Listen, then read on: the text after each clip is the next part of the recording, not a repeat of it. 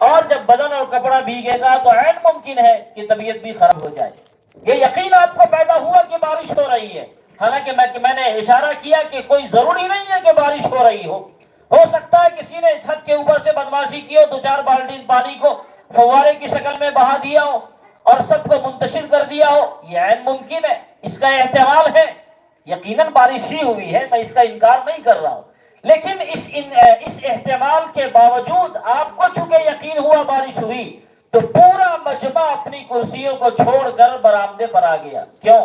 اس لیے کہ یقین ہے کہ اگر بارش ہوگی ہم بھیگ جائیں گے، ہمارے کپڑے گیلے ہو جائیں گے اور ہو سکتا ہے ہماری طبیعت بھی خراب ہو جائے. جب انسان کے اندر یقین آتا ہے تو اس کے مطابق اس کے قدم اٹھتے ہیں. قرآن کریم کے اوپر ہمارا یقین ہے کہ یہ وہ قرآن ہے جو سیدھا راستہ دکھلاتا ہے. قرآن کریم پر ہمارا ایمان ہے کہ یہ وہ قرآن ہے جو اللہ رب العزت کا کلام ہے. یہ وہ کلام ہے جو نبی اکرم صلی اللہ علیہ وسلم کا کلام ہے. یہ وہ کلام ہے جو انسانیت کی رہنمائی کے لیے آیا ہے.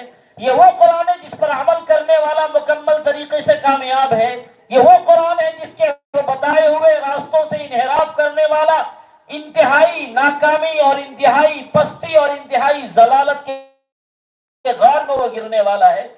اس سب یقین ہونے کے بعد بھی اگر ہم قرآن کریم کے بتائے ہوئے راستوں پر عمل نہیں کرتے ہیں تو اس کا مطلب یہ ہے کہ قرآن کریم آیا ہے. اس کا مطلب یہ ہے کہ قرآن کریم پر ہمارا ایمان بولیے نہیں ہے. زبان سے اقرار کر رہے ہیں لیکن وہ زبان کا اقرار ہمارے دل میں گھسا ہوا نہیں ہے. اگر ابھی کسی کو پتا چل جائے کہ ایک چھوٹا سا سانپ ہماری اس مجلس میں آ گیا، اسی اطمینان سے بیٹھے رہیں گے؟ نہیں، اسی اطمینان سے نہیں بیٹھیں گے، نہیں بیٹھیں گے. کیوں؟ یقین ہو گیا کہ ایسی چیز ہمارے بیچ میں آ گئی ہے کہ اگر اس سے بچاؤ کی فکر ہم نے نہیں کی تو وہ کاٹ لے گا. ہو سکتا ہے ہماری موت آ جائے. یقین پیدا ہونے کے بعد یہ حالات ہوتے ہیں.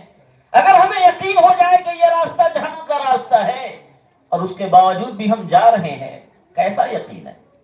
یہ یقین ہو جائے یہ جنت کا راستہ ہے، کامیابی کا راستہ ہے، اور اس کے باوجود بھی اس کو ہم اختیار نہیں کر رہے ہیں، تو زبان سے محض کہیں قرآن اللہ کا کلام ہے، اللہ کا کلام ہے، یہ یقین ہمارے دلوں کے اندر نہیں آ رہا ہے. قرآن کا پہلا حق ہے ایمان لانا، اور ایمان کا اہم جز ہے اقرار باللسان کے ساتھ تصدیق بالجنان، دل کا یقین ہونا چاہیے. یہ پہلا حق ہے جس کو یاد رکھنے کی ضرورت ہے. دوسرا حق قرآن کریم کا ہے تلاوت قرآن.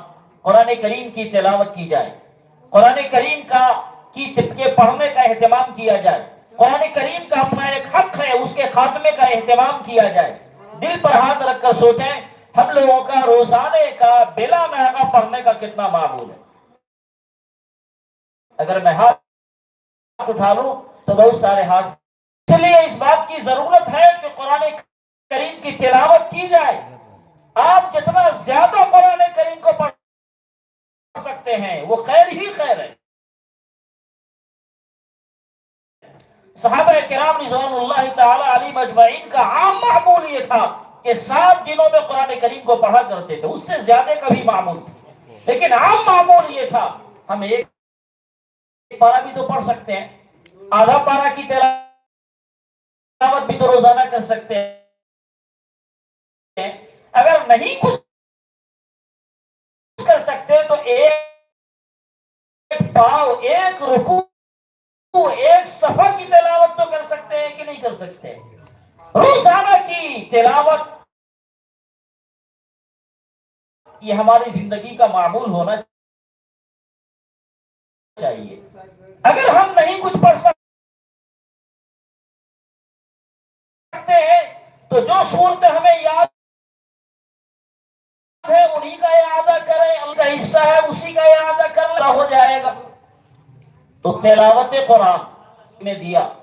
اس کے علاوہ قرآن کریم میں تدبر کرنا یہ 3 حق اور ہیں جو اللہ رب العزت نے قرآن کریم سے انسانیت کے متعلق کیے. طریقے ہو سکتے ہیں، ایک تذکیر فی القرآن اور ایک تدبر فی القرآن. قرآن للذکر فہل من مدکر کہ اللہ نے ہم سے کیا کہا؟ پچھلی قوموں کے واقعات بیان کیے جاتے ہیں، اس سے نہیں اندازہ ملتا ہے کہ پچھلی قوموں کے حالات آخر اتنے بدتر کیوں ہوئے، ان پر اللہ کا عذاب کیوں آیا، یہ جن پر اللہ کا انعام ہوا ان پر کیوں آیا۔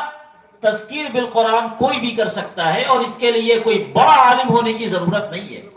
آپ اگر اردو خواہ ہیں، اردو پڑھنا جانتے ہیں، تو اردو میں جو قرآن کریم کے ترجمے ہیں اس کو بھی پڑھ کر آپ قرآن کریم سے تذکیر حاصل کر سکتے ہیں۔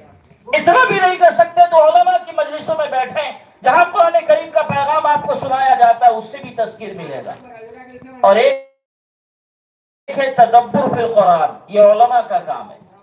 اس کے بعد عمل بالقرآن، قرآن کریم پر عمل کرنا، یہ بھی ہماری ذمہ داری ہے۔ اس کے بعد تبلیغ بالقرآن، قرآن کریم کو انسانیت تک پہنچانا، یہ بھی ہماری ذمہ داری ہے۔ ہر آدمی اس بات کا مکلف ہے کہ قرآن کریم کے پیغام کو انسانیت تک پہنچائے۔ آپ کہیں کہ ہم کیسے پہنچائیں گے؟ اللہ کے رسول صلی اللہ علیہ وسلم نے ارشاد فرما رکھا ہے تو اس کو بھی تم پہنچاؤ۔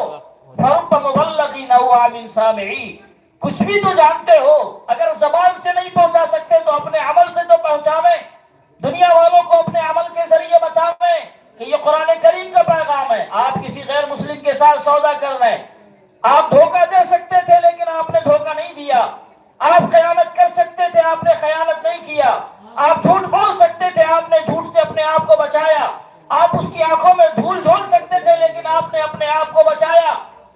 اور وہ آپ سے کہے بھائی صاحب بہت شکریہ، آپ کہیں صاحب شکریہ ادا کرنے کی ضرورت نہیں ہے، یہ ہمارے اللہ رسول کا حکم ہے، یہ قرآن کا پیغام ہے، اس پر ہم نے عمل کیا ہے۔ آپ نے کوئی روپے کی تھیلی پائی، کوئی گرا ہوا موبائل پایا، اور ایک صاحب آتا ہے کہ صاحب یہ ہمارا ہے، آپ نے شوق سے آپ لے جائیں، یہ آپ کا ہے۔ کوئی قیل و قال اور حجت کرنے کی ضرورت نہیں ہے، جب آپ کو معلوم ہو جائے یہ اسی کا ہے تو چھپانے کی ضرورت نہیں، دبانے کی ضرورت نہیں، یہ اسی کا ہے۔ وہ شکریہ ادا کرے تو صاحب کسی شکریہ ادا کرنے کی ضرورت نہیں ہے۔ اللہ رسول کا حکم ہے کہ جس کا جو سامان ہے وہ اسی کو دیا جائے۔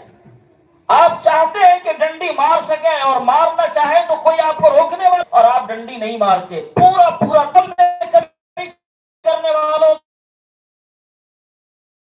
کے لیے ہلاکت ہے۔ یہ حکم اللہ رب العزت کا آپ کے سامنے ہے۔ دنیا والے کہیں کہ آپ تو کمی کر سکتے تھے، آپ کہیں یقیناً کر سکتے تھے لیکن میرا خدا مجھے دیکھ رہا ہے۔ یہ عملی طور پر قرآن کریم کی تبلیغ ہے، اور ایمان والا قرآن کریم کو عملی طور پر اپنی زندگی میں اپنا لے گا، یہ تبلیغ ہو جائے گی تو انشاءاللہ یہ فریضہ بھی ہمارا ادا ہو جائے گا۔ یہ 5 حقوق قرآن کریم کے ہیں جو میں نے اختصار کے ساتھ بیان کیے، اس کو زبانی طور پر یاد کرنے کی بھی ضرورت ہے اور جائزہ لیتے رہنے کی ضرورت ہے کہ کیا ہماری زندگیوں میں یہ آ رہا ہے یا نہیں آ رہا ہے۔ نمبر 1 قرآن کریم پر ایمان لانا، نمبر 2 قرآن کریم کی تلاوت کرنا، نمبر 3 قرآن کریم میں غور و فکر کرتے رہنا، نمبر 4 قرآن کریم پر عمل کرنا، اور نمبر 5 قرآن کریم کی تبلیغ کرنا۔ قرآن کریم سے متعلق کچھ باتیں تو یہ تھی جو آپ کے سامنے اس وقت عرض کی گئی۔ دوسرا پیغام جو ہمیں دینا ہے، جو مفتی صاحب نے جس کی طرف اشارہ کیا ہے، ابھی امامت شرعیہ کا پروگرام ہوا ہے کل، حضرت امیر شریعت دامت برکاتہم نے اور وہاں کے علماء نے ایک پیغام دیا ہے امت کو پہنچانے کے لیے۔ آج کے حالات میں، آج کے ماحول میں، آج جو صورتحال مسلمان انتہائی مایوس نظر آ رہا ہے، اندر سے انتہائی بے چین نظر آ رہا ہے، انتہائی پریشان نظر آ رہا ہے، ہم کیا کریں؟ آخر اس کا حل کیا ہے جس کی بنیاد پر اپنے آپ کو بے چینیوں سے نکالیں، اپنے آپ کو پریشانیوں سے نکالیں؟ کیا ہے ہمارے پاس حل؟ یاد رکھیے، سیدھا حل ہمارے پاس قرآن کریم ہے۔ قرآن کریم کو جس دن ہم نے اپنا لیا، خدا کی قسم سارے مسائل ہمارے حل ہو جائیں گے۔ صحابہ کرام کے مسائل قرآن کریم سے حل ہوتے تھے۔ علامہ اقبال جو مدرسے کا طالب علم نہیں تھا، وہ یونیورسٹیوں سے نکلا ہوا پروفیسر تھا، لیکن اس نے اس حقیقت کو پا لیا اور انہوں نے پیغام دیا دنیا والوں کو، تاریخ قرآن ہوگا۔ قرآن کریم کو اپنی زندگیوں میں جس دن اپنا لیں گے انشاءاللہ ہمارا کوئی بال بیکا کرنے والا نہیں ہے۔ اس کے علاوہ آج کی دنیا میں تدبیروں کی بنیاد پر ہمیں جو اسباب اختیار کرنے چاہیے، وہ اسباب کچھ یہ ہیں۔ ایک تو یہ ہے کہ وحدت کے ساتھ، اتحاد کے ساتھ ہمیں رہنا ہے، یہ قرآن کی تعلیم ہے۔ مسلمان آج مختلف عنوانات کی بنیاد پر مختلف ٹولیوں میں بٹا ہوا ہے، کہیں ذات برادری کی بنیاد پر، کہیں مسلک کی بنیاد پر، کہیں کسی اور علاقائیت کی بنیاد پر، اور نور ہو گئی ہے۔ قرآن کریم نے بے شمار جگہ پر اس کا تذکرہ کرتے ہوئے مسلمانوں کو یہ حکم دیا کہ اے لوگوں، اتحاد کی رسی کو مضبوطی سے پکڑے رہو، وَلَا تَنَازَعُوا، اور آپس میں الجھنا نہیں، آپس میں جھگڑنا نہیں، فَتَفْشَلُوا وَتَذْهَبَ رِيحُكُمْ، ورنہ تمہاری ہوا اکھڑ جائے گی۔ مسلمانوں کی کمزوری کا راز آج کے زمانے میں ہمارے اس ملک میں بلکہ پوری دنیا میں خاص طور سے یہ ہے کہ مسلمان متحد نہیں ہے۔ ایک کلمہ لا الہ الا اللہ محمد رسول اللہ کا پڑھنے والا، ایک خدا پر ایمان لانے والا، نبی پاک صلی اللہ علیہ وسلم کی رسالت کا اقرار کرنے والا، اس کی صورتحال یہ ہے کہ اگر آپ الگ ہیں تو آپ کے مسائل الگ ہیں، اور ہم یہاں ہیں تو ہمارے مسائل الگ ہیں۔ مسلمان سب کا مسئلہ ایک ہوتا ہے۔ آقا علیہ السلام نے فرمایا کہ مسلمان ایک جسد واحد کی طرح ہے، اگر بدن کے ایک حصے کو سوئی چبھی جائے گی تو اس کا دوسرا حصہ درد کی وجہ سے بے چین ہوگا۔ وہ یہ نہیں کہے گا کہ ہاتھ تم کو سوئی چبھوئی گئی ہے تو آنکھ میں کیوں نہ سوؤں، مجھے سونے دیا جائے۔ اگر پاؤں میں تکلیف ہوتی ہے تو اس کی وجہ سے آنکھ کو بے چینی ہوتی ہے اور پوری رات نیند نہیں آتی۔ مسلمانوں کو متحد ہونے کی ضرورت ہے، ہر ایک کے زخم کو، ہر ایک کی تکلیف کو اپنا درد اور اپنا زخم سمجھنے کی ضرورت ہے، اور ایک پیغام کے ساتھ سب کو ایک پلیٹ فارم پر آنے کی ضرورت ہے۔ جس دن ہم اتحاد کے رسی کو مضبوطی سے ہم نے پکڑ لیا، یقین جانیے اسی دن ہماری معراج اسی دن ہوگی، اور وہ ہماری شکست کا اور ہماری ہزیمت کا وہ آخری دن ہوگا جس دن ہم نے یہ طے کر لیا کہ ہم اتحاد کے رسی کو مضبوطی سے پکڑے رہیں گے۔ ہمارا المیہ یہ ہے کہ ہم مختلف طریقوں سے بکھرے ہوئے پڑے ہوئے، اور اس کا نتیجہ یہ ہے کہ انتخابات کے جو رزلٹ آتے ہیں وہ رزلٹ ہماری توقع کے مطابق نہیں ہوتے۔ امیر شریعت نے ایک خاص بات بتائی کہ جمہوریت کے اندر ان عوام کا جو کردار ہوتا ہے وہ فٹ بال میچ کا کردار ہوتا ہے۔ سمجھیے گا اس اہم پوائنٹ کو، جمہوریت کے اندر جو عوام کا کردار ہوتا ہے وہ فٹ بال میچ کا کردار ہوتا ہے، کرکٹ میچ کا کردار نہیں ہوتا۔ کرکٹ میں کیا ہوتا ہے، دو کھلاڑی کھیل رہے ہیں، باقی جو کھلاڑی ہیں وہ آرام سے بیٹھے ہوئے، ان دو میں کوئی ایک آؤٹ ہوگا تب یہ جائے گا، پھر دوسرا کوئی آئے گا کھیلنے کے لیے۔ اور فٹ بال میں کیا ہوتا ہے، ہر وقت جتنے بھی کھلاڑی ہیں سب کو مستقل تیار حالت میں کھیلنا پڑ رہا ہے، سبھی میدان میں، کوئی آرام کرنے والا نہیں ہے، کب کدھر گیند آ جائے۔ جمہوریت کے اندر ہماری ذمہ داری یہ ہے کہ ہم فٹ بال کھلاڑیوں کی طرح میدان میں رہیں، اور ہر وقت ہر آن مستقل تیار رہیں اور کھیلنے کی حالت میں رہیں۔ یہ نہیں کہ الیکشن آیا تو ہم کو فلاں پارٹی کو سے ہمارا تعلق ہے، فلاں پارٹی ہمیں زیادہ محبوب ہے، فلاں پارٹی کام کر رہی ہے، تو اس طرح نہیں۔ چاہے الیکشن کا زمانہ ہو یا الیکشن سے پہلے کا زمانہ یا الیکشن ختم ہو جانے کے بعد کا زمانہ، ہر زمانے میں عوام کو جمہوریت کے اندر مکمل فٹ بال کھلاڑی کی طرح کھیلتے رہنا ہوگا۔ اور جب آپ کھیلیں گے تو ہمارے ووٹوں کی بنیاد پر جن کو ہم اپنا نمائندہ بناتے ہیں پھر وہ ہمارے خلاف نہیں کر سکتا ہے۔ اس لیے پہلی ذمہ داری یہ بھی سمجھیے کہ اپنے آپ کو مکمل بیدار ہو کر چوکنا کر رہنے کی ضرورت ہے۔ اس کے علاوہ ایک بہت اہم چیز جو آج کے زمانے میں بڑا کردار نبھا سکتی ہے، جب ہم متحد ہو جائیں گے اور اتحاد کے ساتھ ہمارا ووٹ ایک جگہ پڑے گا، چاہے وہ کسی بھی پارٹی کو، تو پھر اس پارٹی کو جتانے سے کوئی طاقت نہیں ہرا سکتی۔ حضرت امیر شریعت نے ڈیٹا دیا تھا، باضابطہ پروجیکٹر پر انہوں نے سب کے سامنے یہ بیان کیا، خصوصی اجلاس تھا، یعنی پورے بہار، اڑیسہ، جھارکھنڈ سے علماء کا، نقبہ کا، قضات کا، ائمہ کا، انہی حضرات کا وہاں اجتماع تھا، اور حضرت امیر شریعت نے ڈیٹا کے ذریعے بتایا کہ کئی فلاں صوبے میں کئی ایسی سیٹیں ہوئی جن سیٹوں میں جیتنے اور ہارنے کا تناسب 100 ووٹ کے اندر ہے، صرف 100 ووٹ کے اندر جیتنے اور ہارنے کا تناسب ہے۔ اس کا مطلب یہ ہوا کہ اگر 100 ووٹ ہم امانت داری کے ساتھ دے دیے ہوتے تو ہماری پارٹی جیت چکی ہوتی۔ بہت سے علاقوں میں یہ ہوا کہ جیتنے والے کا جو ووٹ ہے وہ ہارنے والے سے زیادہ ہونا چاہیے، کم ہونا چاہیے۔ جو جیت گیا اس کا ووٹ زیادہ ہوگا یا کم ہوگا؟ زیادہ ہوگا۔ جیتنے والے کا ووٹ ہارنے والوں کے مقابلے میں کم ہے۔ ہمارے ووٹ جتنے ہیں اتنے ووٹ کے مقابلے میں جیتنے والے کا ووٹ کم ہے. ہمارا ووٹ ہے 50 اور جیتنے والا جیت رہا ہے 30 سے. کیوں؟ ہمارے 50 ووٹ 2 جگہ تقسیم ہو گئے تو 25-25 بن گئے. اور اس کی وجہ سے جیتنے والا جو صرف 30 ووٹ رکھے ہوا، صرف 30 ووٹ اس کے پاس ہے، وہ آسانی سے جیت گیا. کئی سیٹیں ایسی ہیں جہاں کی صورتحال یہی ہے، جہاں ہماری ایک بڑی تعداد ہے اور اپنی تعداد اور اتحاد کی طاقت کا استعمال کر کے ہم ایک فریق کو جتا سکتے ہیں جسے ہم چاہیں، لیکن ہمارے ووٹ الگ الگ جگہوں میں منتشر ہو گئے. اس وقت سمجھانے والا آتا ہے کہ نہیں فلاں کو نہیں، فلاں کو دینا ہے، ہم اس کی بات مان لیے. کوئی آتا ہے ہمارے پاس کہ نہیں فلاں کو نہیں، فلاں کو دو اور یہ پیسہ اپنے جیب میں رکھ لو، تو ہم نے اس کی بات مان لی. اور کوئی اس طرح اور دوسرے معاملے میں آتا ہے، تو اس طرح ہمارا سارا ووٹ منتشر ہو گیا اور ہمارے بھائیوں کا، برادران وطن کا ووٹ متحد ہوتا ہے، جس کی بنیاد پر ان کا اپنا جو امیدوار ہوتا ہے وہ نکل جاتا ہے. یہ وہ غلطی ہے جس کی بنیاد پر ہم انتخاب میں پیچھے رہ جاتے ہیں اور پھر بعد میں ہمیں شکایت ہوتی ہے کہ ہم کیا کر رہے ہیں اور کیا نہیں کر رہے. ایک اور معاملہ ہمارے ساتھ ہے، ہم نے پہلے ہی سے یہ طے کر رکھا ہے کہ ہم تو ہارے ہوئے ہیں، ووٹ دے کر کیا ہوگا.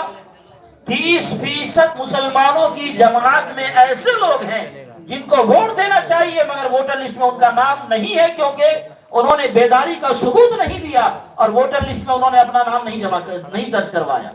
ہم میں کتنے لوگ ہیں گھروں میں، بہت سارے، جن کے گھروں میں بچے یا بچیاں 18 سال کی عمر کی ہو گئی ہیں مگر ان کا نام اس لیے نہیں ہے کہ سستی ہے کروا.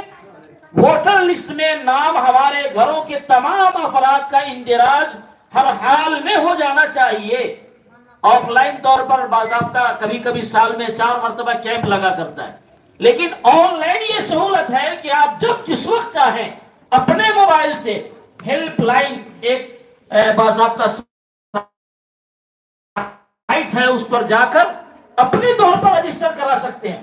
اور اس میں یہ بھی ضروری نہیں ہے کہ ہمارے بچوں کی عمر 18 سال ہو، نہیں، آپ رجسٹریشن کرا دیں. اگر آپ کے بچے کی عمر 15 ہی سال ہے اس کے باوجود بھی آپ رجسٹریشن کروا دیں. رجسٹریشن کروانے کے بعد جس دن اس کی عمر 18 سال ہو جائے گی اسی دن سے ان کا ووٹ ویلڈ ہو جائے گا، اس سے پہلے وہ ووٹ نہیں ڈال سکتے. ہمارے سر و دماغ میں یہ غلط فہمی پھیلی ہوئی ہے کہ 18 سال سے پہلے ووٹر لسٹ میں ہمارا نام آ ہی نہیں سکتا ہے. نہیں، 18 سال سے پہلے بھی ووٹر لسٹ میں ہمارا نام آ سکتا ہے، بس یہ ہے کہ ووٹ دینے کا اختیار ہمیں نہیں ہوگا. تو اگر ہمارے بچے ایسے ہیں جو ہوشیار ہو گئے، 10 سال کے ہو گئے، 12 سال کے ہو گئے، تو ہماری ذمہ داری ہے کہ ان بچوں کا نام ووٹر لسٹ میں اندراج کروائیں. اس کے لیے جو جاننے والے حضرات ہیں ان حضرات سے مدد لیں. اس کے علاوہ پوری ذمہ داری کے ساتھ ووٹ ہر حال میں ہمارا گر جائے، ایک ایک فرد کا ووٹ گر جائے اور کوئی باقی نہ رہے، یہ بھی ہماری ذمہ داری ہے. انہوں نے بتایا کہ مسلمانوں کا 50% ووٹ گرتا ہی نہیں ہے. نہ گرنے کی صورتحال یہ ہوتی ہے کہ جب انتخابات ہمارے توقع کے مطابق نہیں آتے پھر ہمیں یہ شکایت ہوتی ہے کہ ہمارے ساتھ یہ ہو رہا ہے وہ ہو رہا ہے. جب کام کرنے کا وقت تھا تو ہم سوئے ہوئے تھے اور جب کام کرنے کا وقت ختم ہو گیا تو چیخ پکار کر رہے ہیں. مسئلے کا یہ حل نہیں ہے. ایک اور چیز کی طرف اشارہ کروں، ووٹوں کی تقسیم میں علاقوں کی تقسیم ہوتی ہے، علاقوں کا بٹوارا ہوتا ہے. آپ نے دیکھا ہوگا علاقوں کے بٹواروں میں بھی جو حضرات علاقوں کی تقسیم کرنے والے ہوتے ہیں وہ اس بات کا خاص طور سے خیال رکھتے ہیں کہ ہمارا کینڈیڈیٹ جدھر ہو تقسیم ایسی ہو کہ سارے اپنے فریق مخالف کے ووٹوں کو منتشر کر دیا جائے اور ہمارے سارے ووٹ ایک طرف ہو جائیں. اور اس طرح علاقوں کی تقسیم ہوتی ہے. یہ مکان اس حلقے میں آنا چاہیے، لیکن چونکہ یہ مکان ہمارا موافق نہیں ہے، مخالف ہے، لہذا اس کو تتر بتر کر کے کچھ ادھر کر دیں گے کچھ ادھر کر دیں گے تاکہ اس کا ووٹ ایک جگہ نہیں پڑ سکے. ایسے وقت میں بھی حضرت نے فرمایا کہ بڑی آسانی کے ساتھ یہ سارے کام بھی کیے جا سکتے ہیں. انتہائی چوکسی کے ساتھ نگاہ رکھیں اور جہاں علاقوں کی تقسیم ہوتی ہو آپ دیکھیں اگر وہاں کوئی واقعتاً خامی ہے اور غلط طریقے سے تقسیم کیا گیا ہے تو اس کا جو پروسیس ہے اس پروسیس سے گزار کر اس تقسیم کو صحیح کروائیں، تقسیم صحیح ہوگا. بس یہ کہ کام کرنے کی ضرورت ہے. خلاصہ یہ ہے، میں وقت زیادہ لے لیا ہوں معذرت کے ساتھ. خلاصہ یہ ہے کہ اپنے آپ کو بیدار کرنے کی ضرورت ہے. جب ہم بیدار ہوں گے تو انشاءاللہ اللہ تعالیٰ کی رحمتیں ہمارے ساتھ ہوں گی، اور ملک کے جو حالات خطرناک نظر آ رہے ہیں محض اللہ کے فضل سے، اس کی توفیق سے ہی یہ حالات بدلیں گے. اس کے لیے بطور خاص دعاؤں کا اہتمام کرنے، استغفار کرنے کی ضرورت ہے. یہاں بیٹھ کر قرآن کریم کی عظمت کو سننا اور موجودہ حالات میں جو ہماری ذمہ داریاں ہیں، جس کی حماس سے آپ حضرات مفتی صاحب دامت برکاتہ العالیہ کو سن رہے تھے، آپ کے جذبات قابل مبارکباد ہے. اور جو بات کہی گئی ان کو بڑی سنجیدگی سے لینے کی ضرورت ہے، بڑی سنجیدگی سے. جو لاپرواہی ہم پہلے کر چکے ہیں اس کی اب کوئی گنجائش نہیں باقی رہتی ہے. اسی لیے جو باتیں کہی گئی اس میں عملی اقدام کرنے کی ہر ایک کو ضرورت ہے، کیونکہ موسم بار بار بگڑ رہا ہے. اسی لیے ہم اس کی آخری کڑی حضرت مولانا مدینہ احمد صاحب ندوی دامت برکاتہ العالیہ جن کی صدارت پہ یہ اجلاس ہو رہا ہے، ان کے گزارش سے پہلے میں ایک دو بات، یہ کچھ انعامات ہیں جہیز کے بچوں کے لیے جو حافظ ہوئے ہیں ان کے لیے ہے. کچھ ڈاکٹر ریحان صاحب کی طرف کلواٹی سے، کچھ مدرسی کی طرف سے، کچھ جناب ہمارے چچا علام سپاہی کی طرف سے ہے. ہم ان کی خدمت میں پیش کر رہے ہیں. اور جناب عطاء الرحمان صاحب کی طرف سے ہم گزارش کریں گے سیکریٹری صاحب سے کہ آپ اپنے مبارک ہاتھوں سے ان بچوں کو یہ ہدیہ پیش کریں.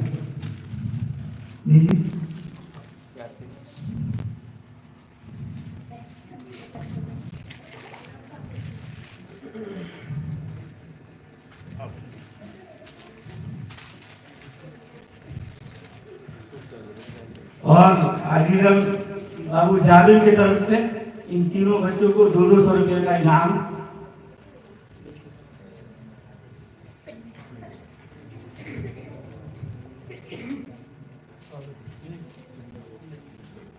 ماشاءاللہ. جناب چاند کلیم صاحب کی طرف سے بھی 100 روپے کا انعام. اللہ قبول فرمائے. اور عزیزم بابو گلشاد کی طرف سے بھی 200 روپے کا. ماشاءاللہ.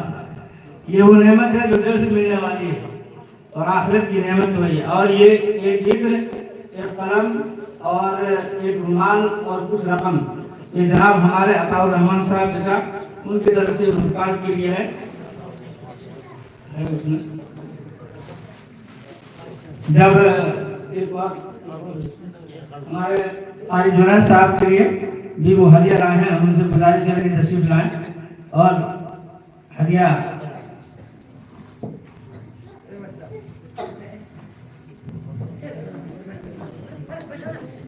اب چونکہ موسم ہے ایسا، میں بس چند منٹ ان بچوں کو اس قرآن کریم کے اوپر ایک چھوٹی سی نظم ہے، میں چاہتا ہوں کہ وہ آپ کے سامنے آ جائے.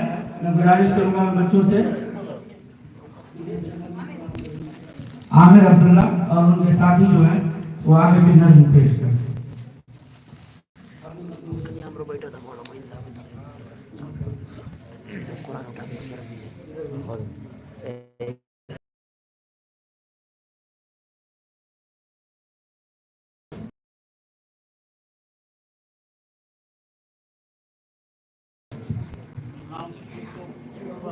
تو بیان تو کر کے نہیں، اسی لیے تو بول رہے ہیں.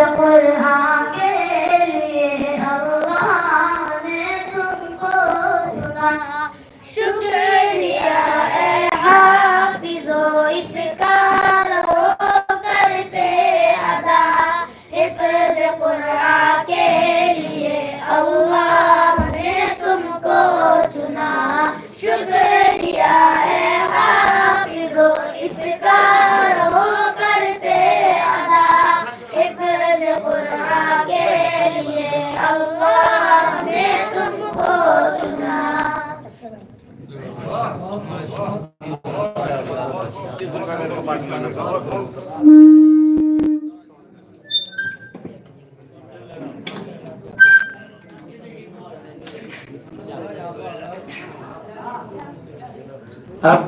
بغیر کسی تاخیر کے ہم حضرت صدر جلسہ حضرت مولانا معین احمد صاحب ندوی دعوت برکاتہ العالیہ سے گزارش کریں گے کہ اپنے ناصحانہ کلمات سے ہم سبھی کو نوازیں۔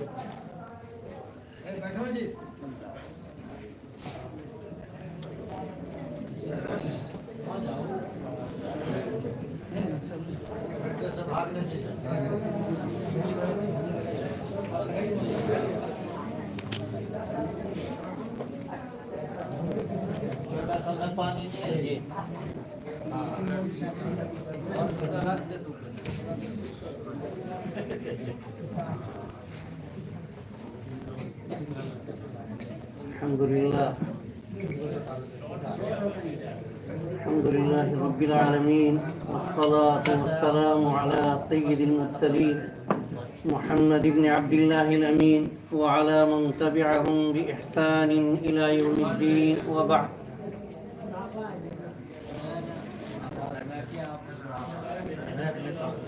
میرے بھائیوں، بزرگوں، دوستوں اور میرے عزیز طلباء، ابھی ہمارے سامنے، آپ کے سامنے ہمارے 3 عزیز طلباء نے قرآن کریم مکمل کیا ہے اور اس کا آخری چند سورتوں کی تلاوت کی ہے۔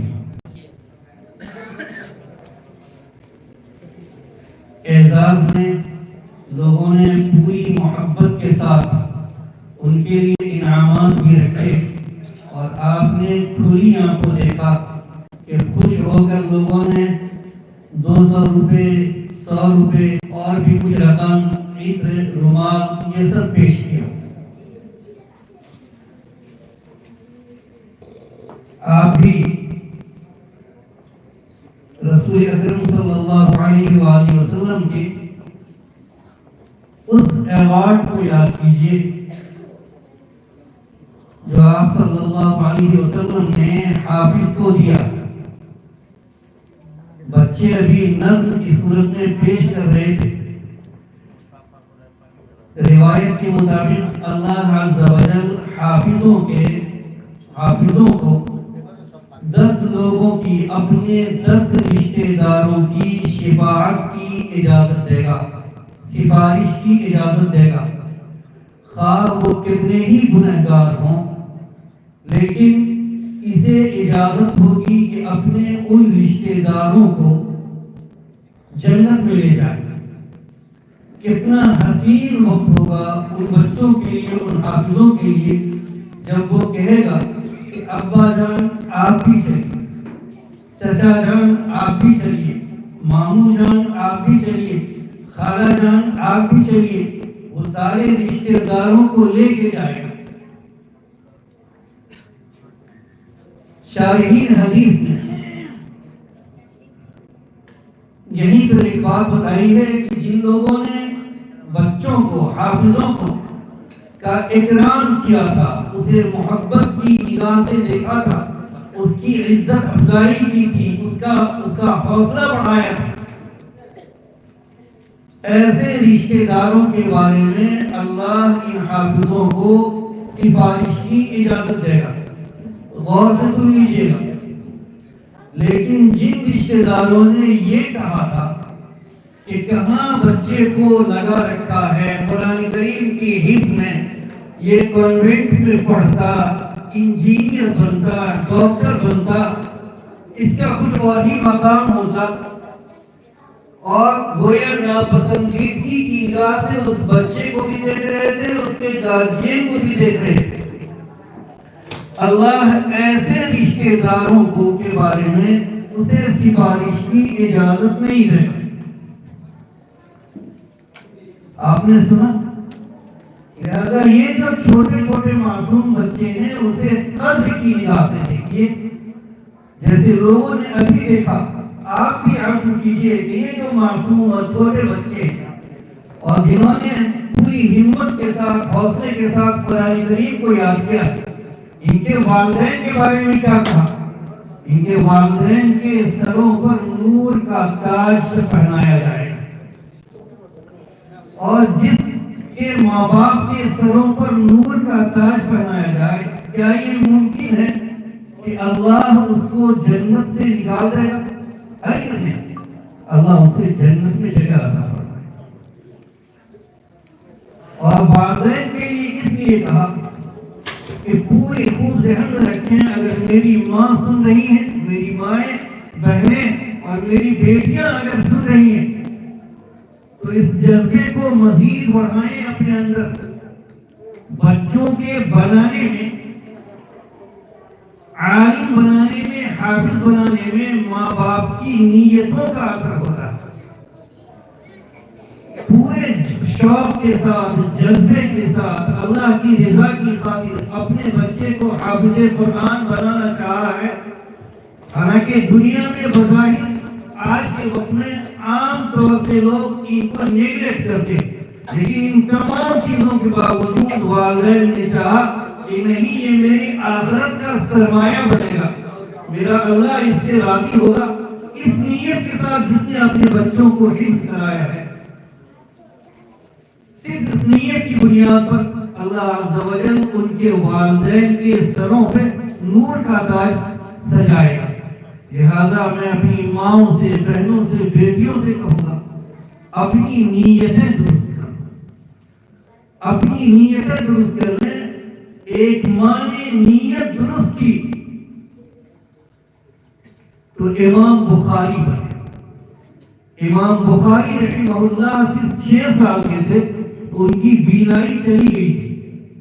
ماں نے تہجد میں بھی، نوافل میں بھی رو رو کے دعا کرنا شروع کیا کہ اللہ تو اس کی بینائی لوٹا دے. میں نے اس کا نام محمد رکھا ہے تاکہ یہ تیرے دین متین کی حفاظت کرے اور حدیث کی اشاعت کا کام کرے. بہت رو رو کے بہت دنوں تک دعائیں کرتی رہی.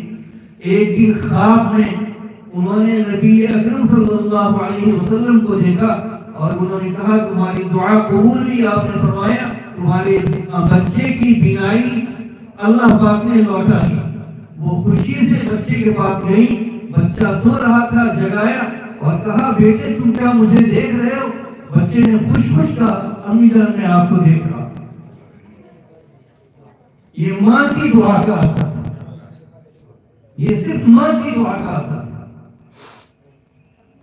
آپ اللہ کے نیک بندوں کو جانتے ہیں، حضرت بایزید کے بارے میں جانتے ہیں. صرف ماں نے کہا تھا خدا کے ایک نیک بندے سے کہ میں تو ایک غریب خاتون ہوں، میرے پاس کچھ نہیں، اسے آپ کی خدمت میں اس لیے لائی ہوں تاکہ آپ اس کی تربیت کر لیں اور یہ عالم ربانی بنے. اور پھر اس خدا رسیدہ انسان نے اس کی پوری تربیت کی.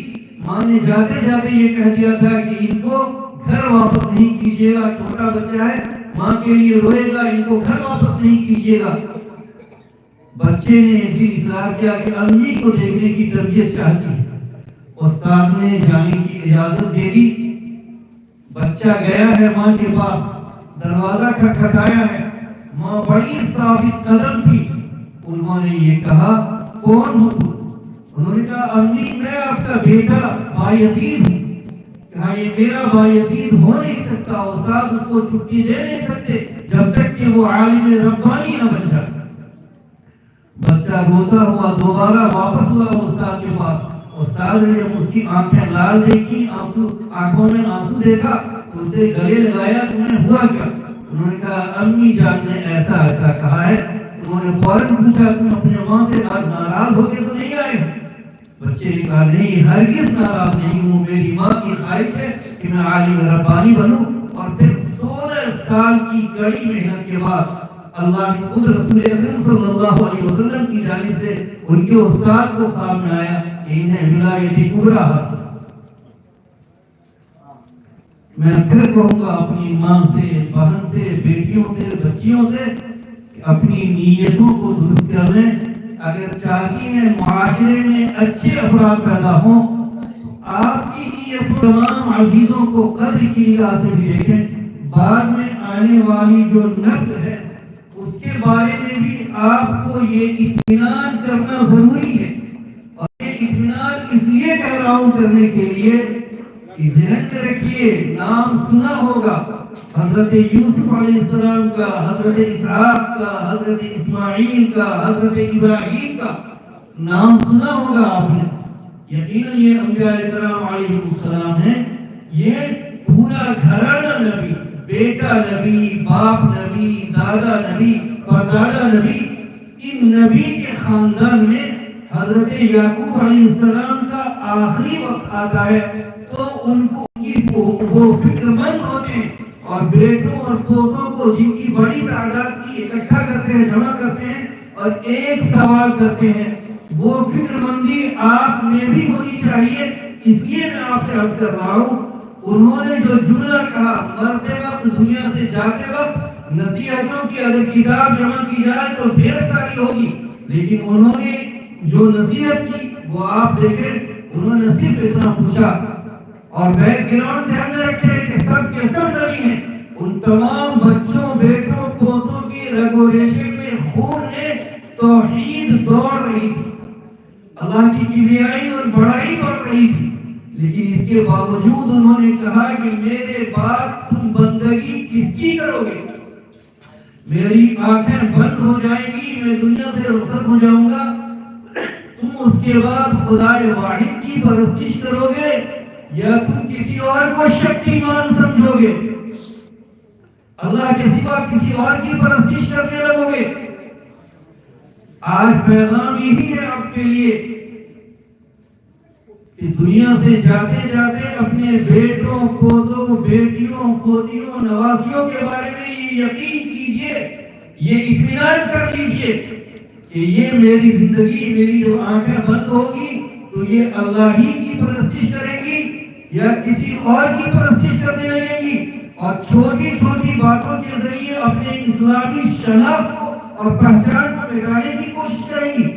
آپ اس کا یقین کر لیجئے، اگر آپ یہ کر لیتے ہیں تو گویا اسوہ یعقوب پر اور اسوہ نبوی پر چلتے ہیں. اللہ ہم سب کو ہمت اور حوصلہ دے. وقت نہیں ہے، وقت کم ہے. جو باتیں کہی گئی ہیں اللہ سے دعا کیجئے کہ اللہ تعالیٰ ان باتوں پر ہم سب کو عمل کرنے والا بنا دے، اور اس باب العلوم کو جہاں سے یہ علم کا دروازہ ہے اور حفاظ کرام نکل رہے ہیں، اللہ اس کو قائم رکھے.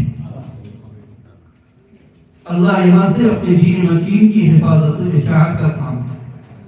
اللہ یہاں کے ذمہ داروں کو بھی صحت عافیت کے ساتھ رکھے اور تمام تر آفات ارضی اور آفات سماوی سے حفاظت کرے.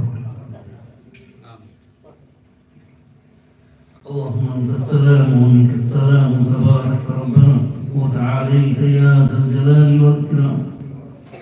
اللهم لك الحمد كما انت اهل، فصل وسلم على سيدنا محمد كما انت اهل، وافعل بنا ما انت اهل، فانك اهل التقوى واهل المغفرة. اللهم صل على سيدنا محمد وعلى آل سيدنا محمد وبارك وسلم. اے اللہ، تو ہی اول ہے، تو ہی آخر ہے، تو ہی ظاہر ہے، تو ہی باطن ہے. اے اللہ، پوری کائنات کا تنہا مالک تو ہے. اے اللہ، تو قادر مطلق ہے اور ہم سب کے سب عاجز و بے بس کمزور ہیں. اے اللہ، ہماری کمزوری اور بے سر و سامانی پر ترس کھا لے، رحم کھا لے. اور اے اللہ، ہم تمام لوگوں کے ساتھ رحم کا، کرم کا، عافیت کا اور سہولت کا معاملہ فرما. اے اللہ، ہم سب کے سب تیرے سامنے ہاتھ اٹھائے ہوئے ہیں. اے اللہ، اسی مقام پر ہماری مغفرت فرما دے. اے اللہ، ختم قرآن کریم کے بعد دعائیں قبول ہوتی ہیں. اے اللہ، اسی امید کے ساتھ ہم تیرے سامنے ہاتھ پھیلائے ہوئے ہیں اور رات کے اس حصے میں ہاتھ اٹھائے ہوئے ہیں. اے اللہ، رات کو کوئی بھکاری اور اتنے سارے لوگ کسی بخیل کے دروازے پر بھی چلے جائیں تو اے اللہ، وہ بخیل بھی کچھ نہ کچھ دے ہی دیتا. اے اللہ تو کریموں کا کریم ہے، اے اللہ تو کریموں کا کریم ہے، اے اللہ ہمارے دامن مراد کو بھی بھر دے، اے اللہ ہمارے دامن مراد کو بھی بھر دے، اے اللہ تیرا ہی فرمان ہے یا ایھا الناس انتم الفقراء الی اللہ، اے لوگو تم سب کے سب خدا کے محتاج ہو، اور اے اللہ تیرا ہی فرمان ہے کہ صدقات فقراء کے لیے، اے اللہ ہم سب کے سب تیرے در کے بھکاری اور فقیر ہیں، اے اللہ اس منگتا کے ہاتھ کو خالی نہ جانے دے، اے اللہ ہماری مرادیں پوری فرما دے، اے اللہ ہماری ضرورتوں سے تو ہم سے کہیں زیادہ واقف ہے، اے اللہ ہماری ضرورتیں پوری فرما دے، اے اللہ مسلمانوں کے جان و مال اور عزت و آبرو کی حفاظت فرما دے، اے اللہ مسلمانوں کے جان و مال اور عزت و آبرو کی حفاظت فرما دے، مساجد کی حفاظت فرما دے، مدارس کی حفاظت فرما دے، مقابر کی حفاظت فرما دے، شعائر اسلامی کی حفاظت فرما دے، اے اللہ ہم میں جو بیمار ہیں اے اللہ اپنے خزانے صحت سے ان سب کو صحت و تندرستی عطا فرما دے، اے اللہ جو بے روزگار ہیں اے اللہ ان کے روزی کا سامان پیدا فرما دے، اے اللہ اپنے خزانے غیب سے اے اللہ ان کی ضرورتیں پوری فرما دے، اے اللہ ان کی ضرورتیں پوری فرما دے، اے اللہ ذلت و رسوائی سے ہماری حفاظت فرما، اے اللہ عزت عطا فرما، اے اللہ آخرت میں جنت عطا فرما، اے اللہ نبی اکرم صلی اللہ علیہ وسلم کے ہاتھوں جام کوثر نصیب فرما، اے اللہ حوض کوثر پر جام کوثر نصیب فرما، اے اللہ آپ صلی اللہ علیہ وسلم کی شفاعت نصیب فرما، اے اللہ رسول کی شفاعت نصیب فرما، اے اللہ ہم تمام لوگوں کو ایسے کاموں کی توفیق عطا فرما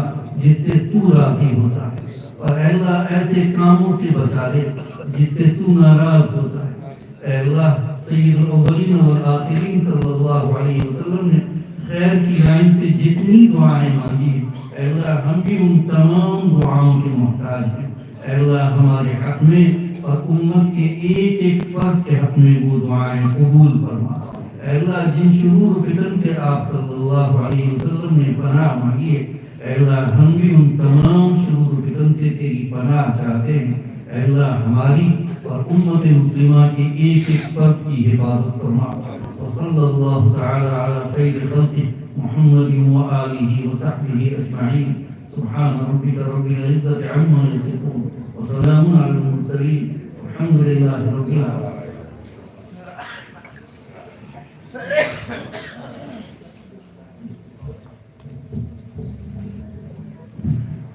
جزاک اللہ خیر الجزاء۔ الحمدللہ ثم الحمدللہ، آپ حضرات کے استقامت اور دل جمعی کی وجہ سے پروگرام الحمدللہ کامیاب رہا، ماشاءاللہ۔ جو تھوڑی سی دقت سامنے آئی تھی وہ بھی الحمدللہ اتر گئی ہے، اور یہ پروگرام جو بعد نماز مغرب شروع ہوا تھا بہت سے ہوئے الحمدللہ، رات کی اس بھر کو مکمل ہوا۔ آپ تمام حضرات کے ان مشکلات میں پڑھنے کے باوجود یہاں بیٹھے رہنا اور قرب و جوار سے ہمارے مربی، مشفق، محب، معاون کا تشریف لانا، ہم ان کی دل کی گہرائیوں سے شکر گزار ہیں کہ آپ تشریف لائے اور اس محفل میں آپ نے شرکت فرمائی جو روحانی مجلس ہے۔ اب گزارش یہ کریں گے کہ آپ تمامی حضرات جو بھی یہاں موجود ہیں، آپ کے لیے کھانے کا نظم ہے، چاہے گاؤں کے ہوں چاہے باہر کے ہوں، آپ کھانا کھا کر ہی جائیں، اور گاؤں والے سے گزارش ہے کہ پہلے مہمانوں کو کھلا دیں، پھر اس کے بعد خود کھائیں، اور آرام سے سکون کے ساتھ اپنے گھروں کا راستہ ہے۔ اللہ تبارک تعالی ہم سبوں کے یہاں آنے کو، بیٹھنے کو قبول فرمائے، اور تمام معاونین کو جنہوں نے جس اعتبار سے بھی اس ادارے کا تعاون کیا ہے، ان حفاظ کا تعاون کیا ہے، ان منتظمین کا تعاون کیا ہے، ہم دل کی اتھاہ گہرائیوں سے ان کے شکر گزار ہیں۔ اللہ تبارک تعالی اپنے سایہ شان ان کو بدلہ نصیب فرمائے۔ آخر دعوانا الحمدللہ۔